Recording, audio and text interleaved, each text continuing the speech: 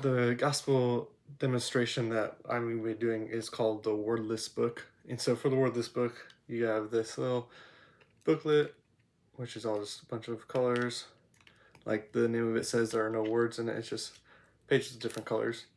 And so the main key aspect of it is when you're first talking about it, is asking a person if they would want to hear a story, one of the great stories.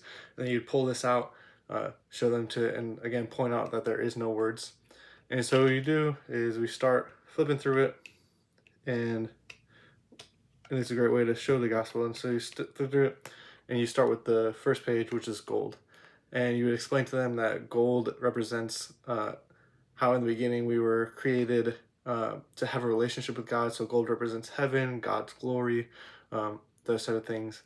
And so you can explain to them how in the beginning, the first people on earth, they were walking with God, they lived with God, they did things with God, all these great things. They had a perfect relationship with God.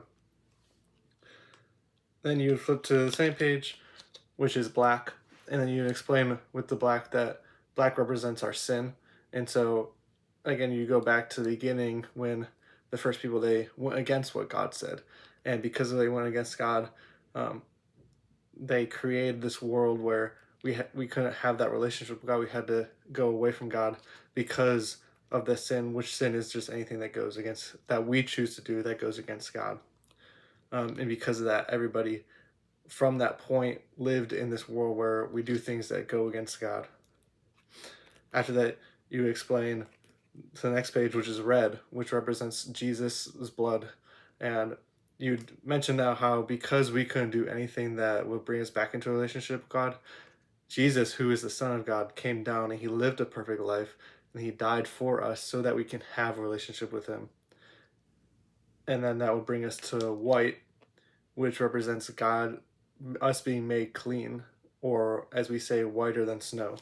And so that represents how, because of what Jesus did for us, we're now able to have a relationship with God. And because of what Jesus did, God no longer sees us for the wrong that we do, but he sees us for the right that Jesus did, the perfect life that he lived, and God sees that in us, and he is able to have a relationship with us.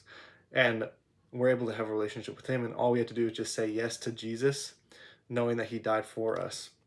And then that would bring us back to gold, which again represents heaven and God's glory, showing that we can now live in that glory again, live in that relationship with Jesus, in relationship with God that he intended for us at the beginning of time. And then this book ends or is covered by the green, which represents God, our growth in Jesus, and that when we choose to live a life for Jesus, we're able to grow with him, we're able to grow in our the things that we do and just become more like Jesus. Uh, and then you would end this off with inviting them to have that relationship with Jesus, to grow in that relationship with Jesus, and to ending off with that time of prayer and just asking if they want to receive Jesus.